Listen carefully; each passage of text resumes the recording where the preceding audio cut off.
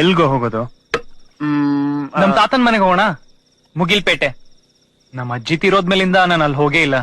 ನೀನು ತೀರ್ಕೊಂಬಿಡ, ಒಟ್ಟಿಗೆ ಹೋಗೋಣ. ಬರೀ ಮೋಡ ತುಂಬಿಕೊಂಡಿರುತ್ತೆ ಅಂತಿದ್ಯಲ್ಲ, ಆ ಊರ್ಗ? ಹೆಸರೇ ಮುಗಿಲ್ಪೇಟೆ ಅಂತ.